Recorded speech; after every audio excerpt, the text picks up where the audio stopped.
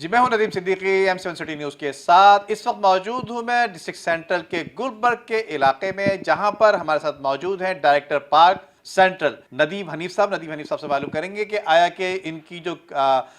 پھولوں کی نمائش ہے وہ گزشتہ کئی سالوں سے کامیابی کی طرف جا رہی ہے، اور ان کو دیکھ کر شہر کے مختلف مقامات پر مختلف DMC KMC اور دیگر ڈپارٹمنٹ جو ہے وہ پھولوں کی نمائش کر رہا ہوتا ہے. بلدیہ وسطی یہ واحد ڈسٹرکٹ ہے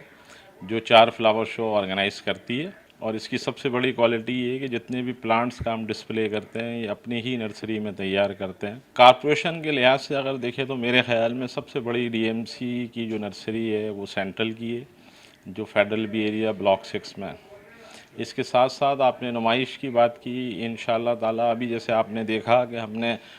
ماضی بعید میں ہی ہم نے گل داؤدی کی ایک نمائش کی ہے. مارچ کے پہلے ہفتے میں ہم انشاءاللہ ونٹر فلاور شو کرنے جا رہے ہیں، جو کراچی کا بڑا فلاور شو ہوگا، جس میں ہزارہ اقسام کی ورائٹیز کی کا ڈسپلے کریں گے. آپ دیکھیں گے کہ جو پودے، جو پلانٹس ہمیں کم نظر آتے ہیں یا نظر نہیں آتے، وہ اس نمائش میں آپ کو بالکل دیکھنے کو ملیں گے، اور انشاءاللہ وہ ایک بہت بڑی اور بہت اچھی نمائش ہوگی. جگہیں آباد ہوتی ہیں وہ اسپتال ویران ہوتے ہیں. اس ویژن کو برقرار رکھتے ہوئے DMC سینٹرل نے ایک اسپورٹس گالا کرایا، جس میں جو گیمز ہمارے ختم ہوتے جا رہے تھے یا ختم ہو گئے تھے، جیسے ابھی آپ نے مثال دی کبڈی ہے، ریسلنگ ہے، ویٹ لفٹنگ ہے، اور ابھی اپنے حال ہی میں دیکھا آپ نے فینسنگ، جسے ہم